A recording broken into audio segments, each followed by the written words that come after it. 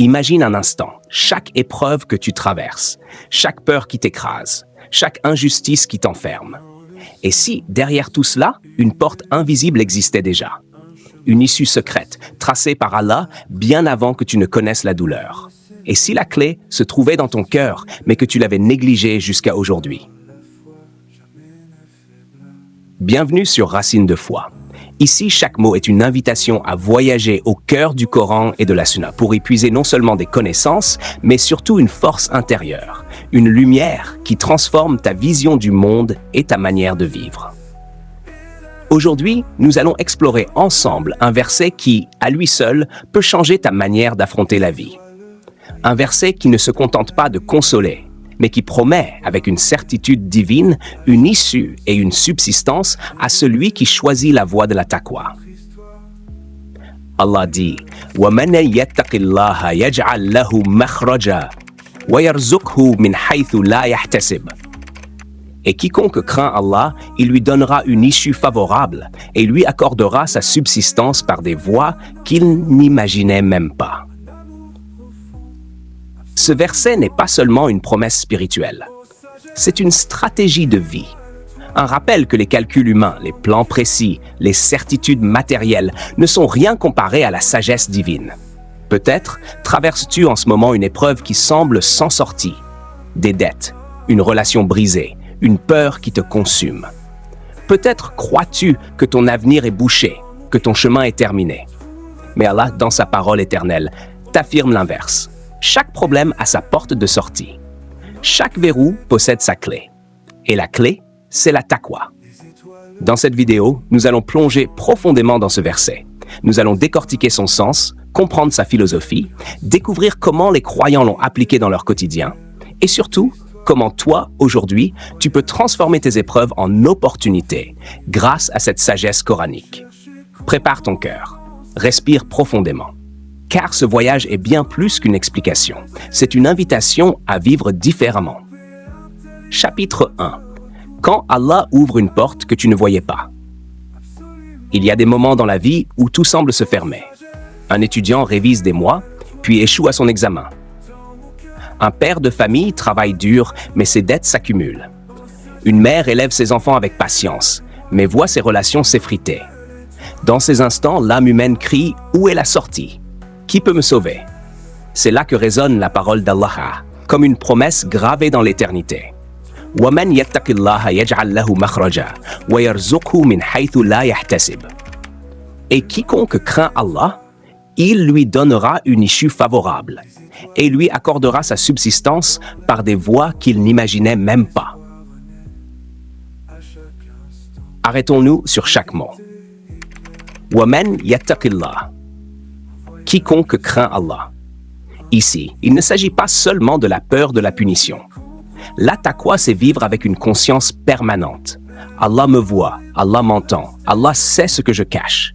C'est choisir à chaque instant ce qui plaît à Allah plutôt que ce qui plaît à mes passions. Puis Allah dit « Yaj'al lahu makhraja » Il lui donnera une issue favorable. Remarquez, ce n'est pas toi qui crée la sortie.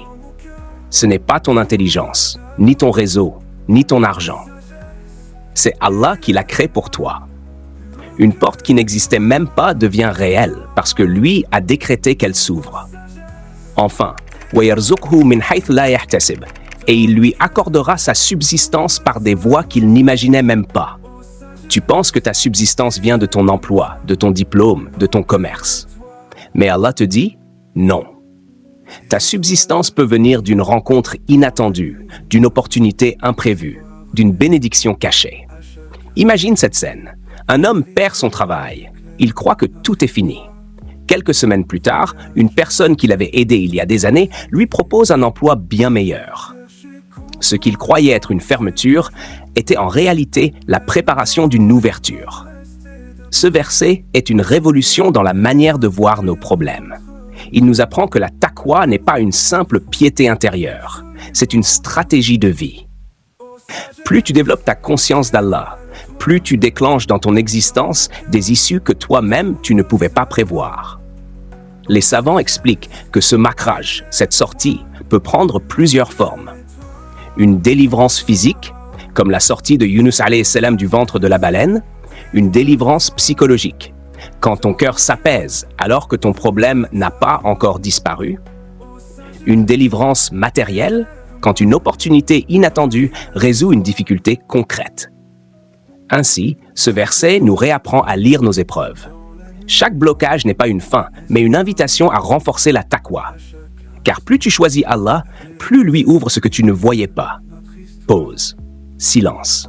Médite sur ce verset.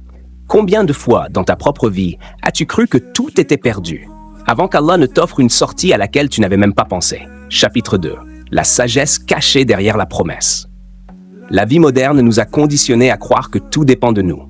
On nous répète, travaille plus, accumule des diplômes, construis ton réseau et tu réussiras. C'est vrai, l'effort est nécessaire.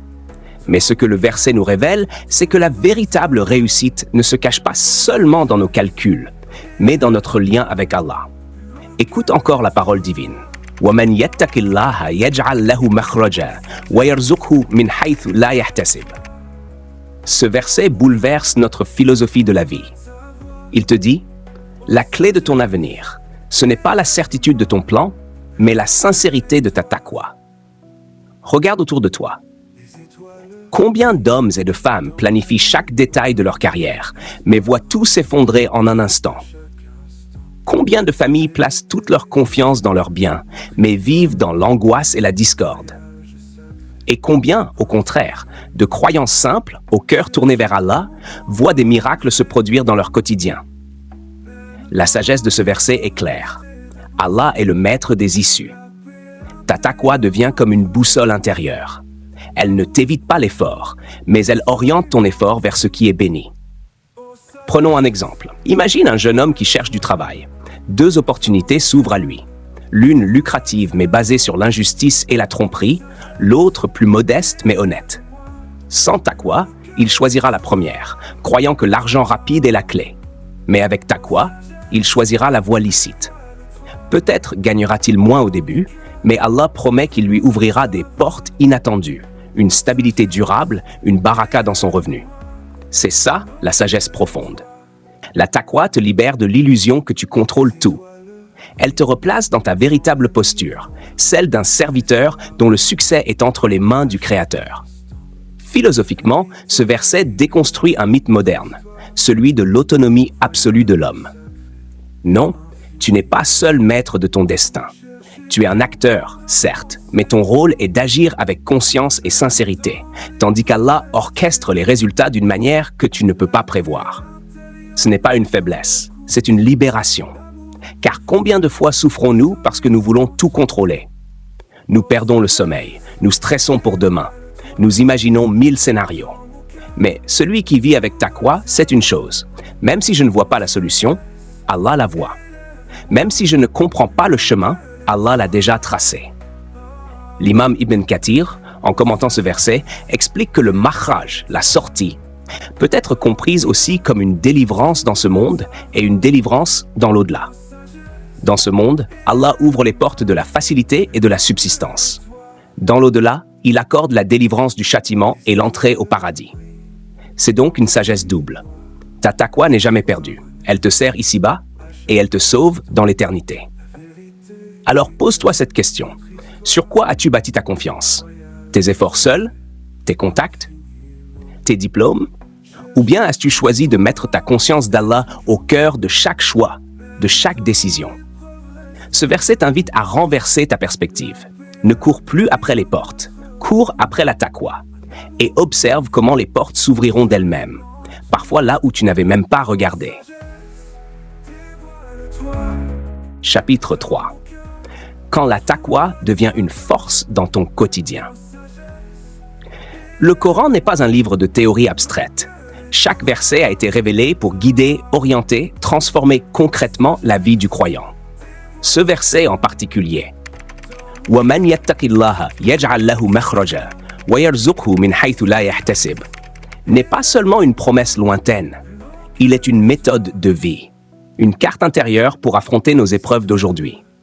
Alors, comment appliquer cette ayah dans ton quotidien? 1. Dans les épreuves financières. Combien de fois la peur du manque nous écrase? On calcule, on anticipe, on s'inquiète. Comment vais-je payer mon loyer? Comment nourrir ma famille? La taqwa réoriente ton regard. Elle te rappelle que ta subsistance est déjà écrite par Allah. Tu dois travailler, oui. Tu dois fournir tes efforts, oui. Mais ton cœur reste paisible, car ce n'est pas ton stress qui t'apporte le risque, c'est Allah. Un homme peut travailler jour et nuit, mais perdre tout dans un instant. Tandis qu'un autre, avec moins de moyens, voit son revenu béni au point de suffire largement. Voilà la différence entre un effort sans taqwa et un effort accompagné par elle. 2. Dans les relations humaines, la vie sociale est pleine de tensions. Disputes familiales, injustice au travail, trahison entre amis. La taqwa devient ton guide dans chaque interaction. Si tu crains Allah dans ton comportement, en restant juste, en évitant la médisance, en pardonnant même quand tu pourrais riposter, Allah promet d'ouvrir une issue. Peut-être qu'un ennemi se transformera en allié. Peut-être qu'une personne injuste sera remplacée par une autre, bien meilleure. Le prophète a dit « Rien n'augmente la longévité de la vie sauf la piété filiale, et rien ne repousse le destin sauf la dua. » Hadith Hassan. Cela signifie qu'en choisissant la taqwa dans tes relations, tu changes la texture même de ton existence. 3. Dans tes choix de vie, nous faisons face à des décisions cruciales. Quel métier choisir? Qui épouser? Dans quelle ville vivre? Très souvent, nos critères sont purement matériels. Le salaire, le confort, la réputation. Mais la taqwa t'apprend à poser une autre question. Est-ce que ce choix me rapproche d'Allah ou m'en éloigne? Un choix guidé par la taqwa peut paraître limité à tes yeux, mais il ouvre en réalité des horizons que tu ne pouvais pas imaginer. Souviens-toi, Allah dit « وَيَرْزُقْهُ مِنْ حَيْثُ لَا يَحْتَسِبُ » La subsistance vient de là où tu ne calculais pas. Tu penses que la meilleure opportunité est celle qui brille le plus. Mais peut-être que la vraie bénédiction se cache dans ce qui semble modeste. 4. Dans les moments d'épreuve intérieure, la taqwa n'agit pas seulement sur l'extérieur, elle transforme aussi ton état intérieur. Lorsque tu es rongé par le stress, la peur, l'incertitude, la conscience d'Allah t'apporte une issue psychologique. Tu comprends que ton sort est entre ses mains. Tu cesses de te battre contre ce qui dépasse ton pouvoir. Et ce lâcher-prise devient une délivrance en soi. Prenons une histoire vraie. Un homme avait perdu toute sa fortune dans une faillite. Il se sentait détruit. Mais il a continué à prier, à donner en aumône même dans sa pauvreté, à garder confiance en Allah. Quelques années plus tard, il a retrouvé une stabilité encore meilleure qu'avant, dans un domaine qu'il n'avait jamais envisagé. Quand on lui demanda comment il avait tenu, il répondit « Je me suis accroché à la taqwa, car je savais que la sortie viendrait d'Allah, pas de moi. » Voilà la puissance de ce verset appliqué dans le quotidien. Chaque fois que tu choisis Allah dans une situation concrète, dans ton argent, tes relations, tes décisions, ton état d'âme, tu actives la promesse divine. Une issue, une subsistance, une paix que tu n'aurais jamais pu prévoir seul. Alors, ne vois plus la taqwa comme une simple notion spirituelle. Voilà comme ton arme, ton bouclier, ta stratégie de vie. Car chaque pas de taqwa est une graine plantée dans ton présent, et chaque graine portera un fruit, parfois là où tu ne regardais même pas. Chapitre 4. Quand la sunna éclaire la promesse d'Allah. Le Coran est la parole divine, et la sunna du prophète sallam en est l'illustration vivante. Chaque verset prend une dimension plus concrète quand on regarde comment le messager d'Allah l'a incarné et comment il l'a enseigné à ses compagnons. Écoutons ce hadith rapporté par At-Tirmidhi et authentifié. Le prophète sallam a dit لو أنكم توكلتم على الله حق توكله لرزقكم كما يرزق الطير تغدو خماصا وتروح بطانا. Si vous placiez votre confiance en Allah comme il se doit, il vous accorderait certes votre subsistance comme il la donne à l'oiseau. Il quitte son nid le matin, le ventre vide, et revient le soir, le ventre plein. Quel enseignement puissant! Regarde l'oiseau. Il ne reste pas immobile dans son nid à attendre la nourriture. Il s'envole, il cherche, il travaille, mais tout en sachant, sans calcul, que sa subsistance viendra. Voilà le parfait équilibre entre l'action humaine et la confiance en Allah. C'est exactement le sens du verset. La taqwa ouvre les issues et attire un risque que tu n'avais pas prévu. Un autre hadith vient renforcer cette idée. Le prophète sallam a dit « Quiconque cherche à préserver sa chasteté, Allah l'aidera. Quiconque cherche à être patient, Allah lui accordera la patience. Et il n'y a personne à qui l'on ait donné un don meilleur et plus vaste que la patience. Ici, la taqwa se manifeste par la patience, par la retenue, par le choix de l'obéissance. Et en retour, Allah ouvre une sortie. Il envoie son aide. L'histoire des compagnons en est remplie. Prenons l'exemple de Abdullah ibn Mas'ud radiyallahu anhu. Pauvre, fragile physiquement, peu respecté par les notables de Quraysh. Pourtant, c'est lui que le prophète choisit un jour pour réciter à haute voix la sourate Ar-Rahman devant les idolâtres. Il fut battu, humilié, mais il resta ferme avec taqwa. Et Allah l'éleva au point que son nom est aujourd'hui gravé dans l'histoire, transmis sur toutes les langues. Une humiliation est devenue une dignité éternelle. Voilà le makhraj, la sortie promise par Allah. Autre récit, l'histoire de Maryam alayhi salam. Seule, enceinte sans époux, accablée par le poids du regard des gens. Elle s'écria « Ya laytani mittu qabla hadha wa kuntu nasiyan mansiya » que je fusse morte avant cet instant et que je fusse totalement oubliée. Mais Allah lui envoya une sortie. Une source d'eau jaillit à ses pieds et il fit parler son enfant Isa alayhi salam pour défendre son honneur. Quelle plus grande preuve que celui qui a taqwa trouve toujours une issue, même dans la solitude et le désespoir. Ces récits et ces paroles prophétiques ne sont pas de simples souvenirs du passé. Ils sont des rappels vivants que la promesse divine est réelle, immuable, intemporelle. Quiconque choisit Allah, quiconque vit avec conscience et sincérité, trouvera devant lui des portes s'ouvrir, même quand tout semble bloqué. Alors demande-toi, et si la sortie que tu attends ne dépendait pas d'un coup de chance, mais de ta capacité à placer ton cœur dans la taqwa et ta confiance dans le décret d'Allah. Chapitre 5. La délivrance invisible et la liberté intérieure. Arrêtons-nous un instant.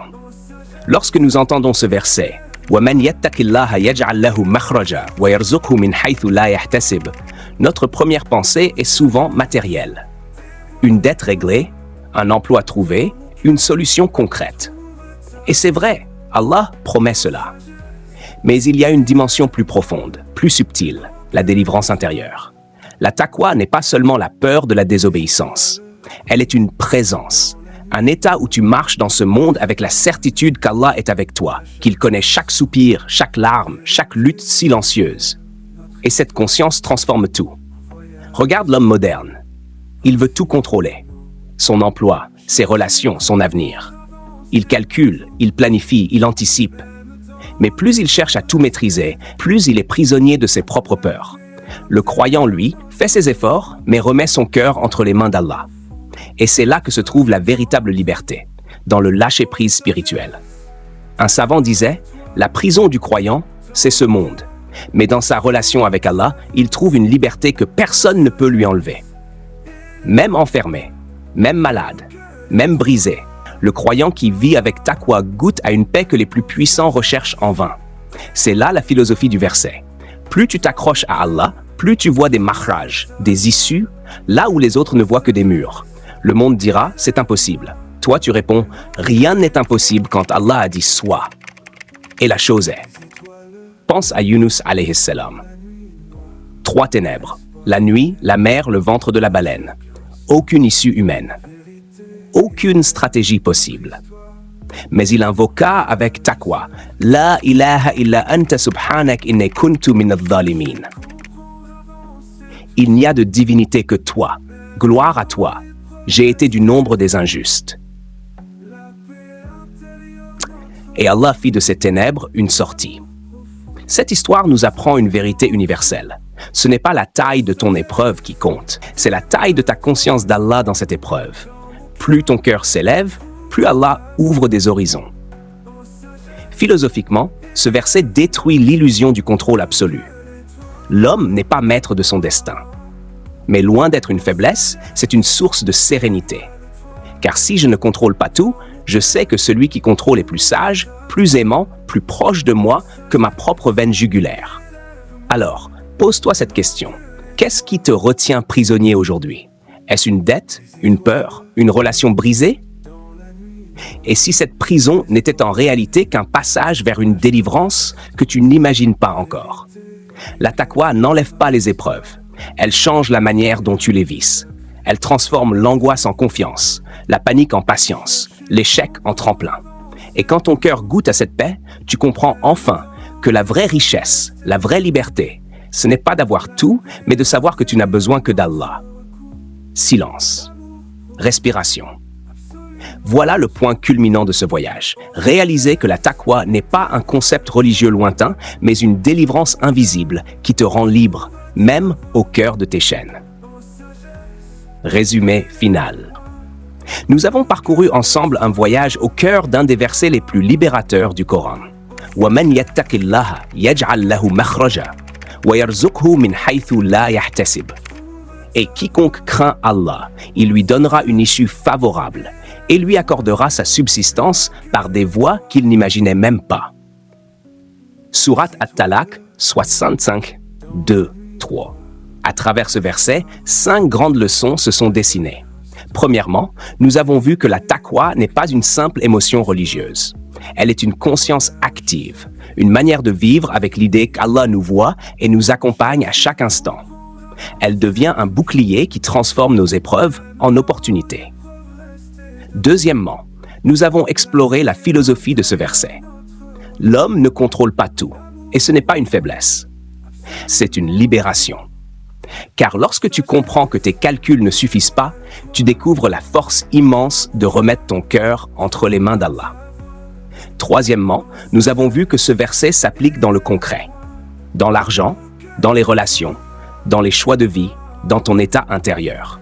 La taqwa ne reste pas dans les livres, elle descend dans ton quotidien pour te guider à chaque pas. Quatrièmement, les paroles du prophète et les histoires des compagnons nous ont montré que cette promesse n'est pas abstraite. Elle est réelle, vécue, incarnée.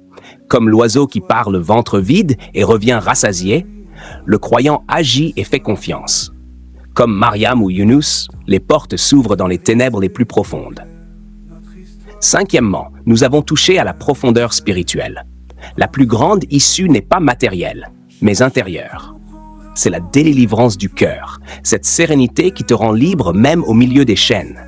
La taqwa devient alors une clé invisible qui transforme ton regard sur la vie et te relie directement à ton Créateur. En résumé, retiens 3 vérités simples mais puissantes. La taqwa est la clé de toute délivrance. Allah promet une issue et une subsistance à celui qui vit avec cette conscience. La vraie liberté commence quand ton cœur cesse de dépendre des calculs humains et s'abandonne à la sagesse divine. Chaque épreuve que tu traverses porte en elle une porte secrète. Tu ne la vois peut-être pas encore, mais plus tu cultives la taqwa, plus tu verras s'ouvrir devant toi des horizons que tu n'avais jamais imaginés. Souhaitez-vous que je développe maintenant la conclusion, avec une clôture émotionnelle et inspirante qui laisse le spectateur dans une profonde réflexion? Alors, retiens ceci. Ta vie n'est pas une succession d'accidents. Tes épreuves ne sont pas des murs sans fin. Chacune d'elles cache une porte. Et Allah, dans sa parole éternelle, t'a promis qu'il peut l'ouvrir à une condition, que tu vives avec taqwa. Oui, la taqwa n'efface pas les difficultés. Elle ne supprime pas les défis, mais elle change tout dans ta manière de les affronter. Elle te donne un cœur paisible quand les autres paniquent. Elle t'apporte des solutions quand les autres ne voient que des impasses. Elle t'offre une subsistance là où tu n'avais rien prévu. Rappelle-toi, ce n'est pas ta stratégie humaine qui te sauvera. Ce n'est pas la taille de ton compte en banque, ni la force de ton réseau, ni même l'intelligence de tes plans. Tout cela est faible, fragile, limité. La vraie force, c'est ton lien avec Allah. Alors quand tu seras tenté de céder à la peur, rappelle-toi, وَمَنْ يَتَّقِ اللَّهَ يَجْعَلْ لَهُ مَخْرَجًا وَيَرْزُقْهُ مِنْ حَيْثُ لَا يَحْتَسِبُ. Ce verset n'est pas une promesse conditionnelle. Il est une certitude divine. Si tu cultives la taqwa, Allah t'accordera une issue. Peut-être pas comme tu l'attendais, peut-être pas quand tu le voulais, mais toujours au meilleur moment, toujours avec la plus grande sagesse. Alors, regarde en toi. Quelles sont tes prisons aujourd'hui? Tes dettes, tes angoisses, tes relations brisées, tes peurs silencieuses. Et si chacune de ces prisons n'était qu'une transition vers une délivrance plus grande? Et si la clé n'était pas dans ton contrôle, mais dans ton abandon confiant à Allah? Ne sous-estime pas la puissance de ce verset. Il a changé des vies, il a libéré des cœurs, il a transformé des épreuves en bénédictions. Il peut aussi transformer la tienne. Silence, respiration, et laisse ce rappel s'ancrer en toi. La taqwa est la clé. La délivrance est proche. La porte existe déjà. Frère, sœur, si ce verset a touché ton cœur, ne le garde pas pour toi. Abonne-toi dès maintenant à Racine de foi pour continuer ce voyage spirituel à travers le Coran et la Sunna. Partage cette vidéo avec ceux que tu aimes. Peut-être qu'Allah ouvrira pour eux aussi une porte qu'ils n'attendaient pas. Et dans les commentaires, écris « Quelle issue Allah t'a déjà accordée grâce à ta taqwa ?» Ton témoignage sera une lumière pour d'autres croyants en quête d'espoir.